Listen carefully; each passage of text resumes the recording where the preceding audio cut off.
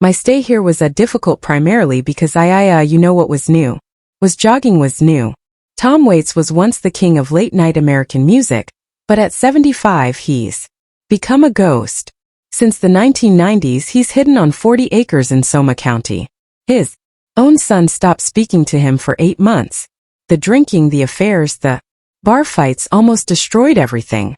Now he rarely leaves his fortress except for court battles. His voice, once legendary, is damaged from decades of abuse.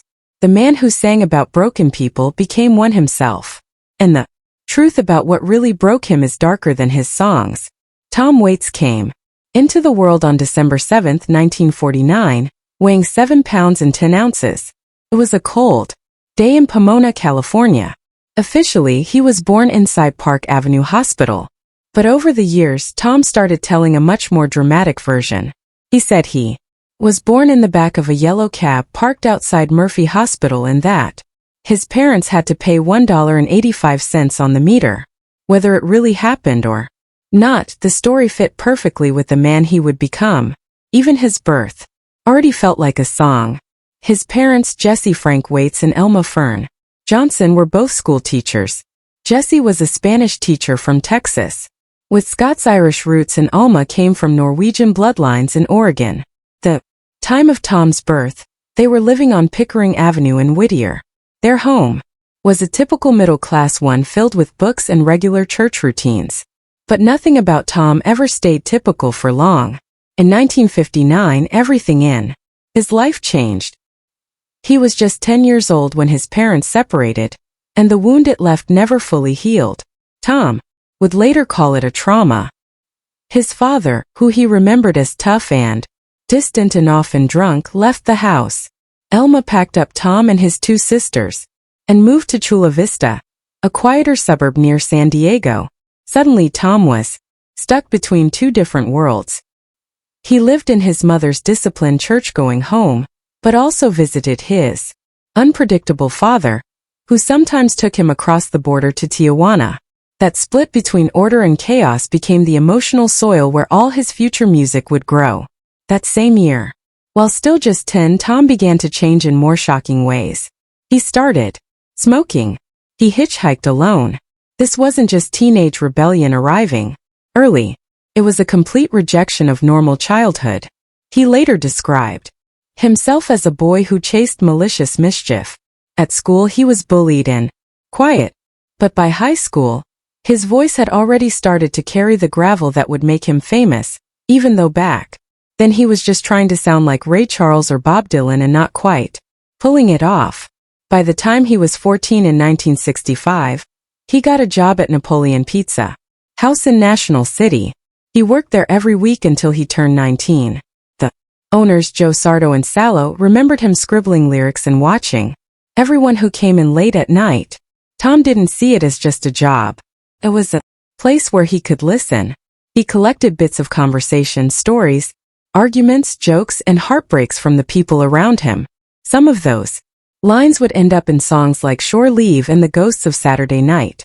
He worked late, sometimes until 4 in the morning, then went to school with no sleep.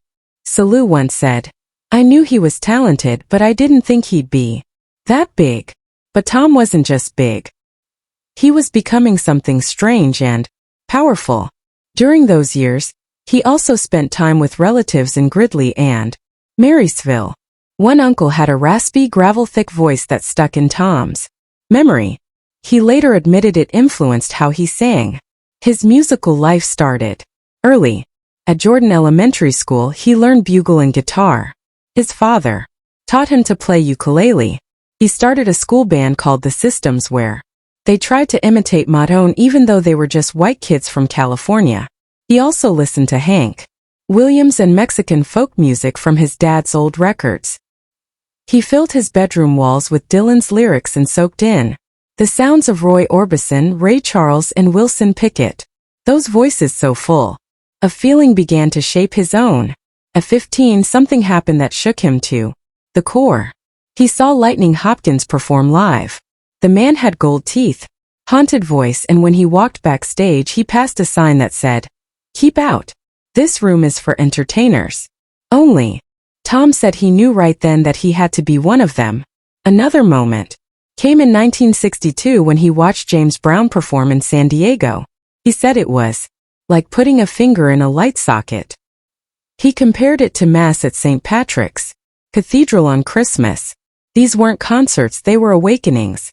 By 18, Tom dropped out of Hilltop High School in Chula Vista. He wasn't interested in school anymore. He had been living like a grown man for years, working all night watching strange people listening to their pain. He called himself a rebel who rebelled even against the other rebels. While everyone around him chased peace signs and flowers, Tom went backwards to the dark streets of the 1950s. He read the beat writers Kerouac, Ginsberg, Burroughs, and followed their broken poetry instead of the hippie dream. In 1969, when he was 20, he got a job as a doorman at the Heritage Coffee House in San Diego. This tiny job became his doorway into the music world. He started performing there, first covering Dylan and old country trucker ballads like Phantom 309. Then he brought out his own songs, early ones like Old 55 and I Hope That I Don't Fall in Love with You. He was learning his voice in front of strangers night after night while also helping run the door. Bigger names started noticing him. He opened shows for Tim Buckley, Sonny Terry, Brownie McGee, and a friend named Jack Tempchin. The Heritage Coffee House became his classroom. Every night was a lesson in timing, silence, and how to reach people through music. In 1971, everything changed. At 21, while still working at the Heritage and playing open mics at the Troubadour in Los Angeles, he was spotted by manager Herb Cohen. Cohen had worked with Frank Zappa, and he signed Tom to Asylum Records in 1972. But what most people don't know is that Tom had already recorded a few tracks for Zappa's bizarre label the year before. Once signed, Tom moved into the Tropicana Motel in West Hollywood. It was a wreck of a place known for late-night rock stars and broken dreams. He chose to live there on purpose. He told the LA Times, "You almost have to create situations in order to write about them. So, I live in a constant state of self-imposed poverty." That decision to embrace the dirty side of life defined the next few years. In 1973, he released his first album, Closing Time. It barely sold. Critics didn't know what to make of it.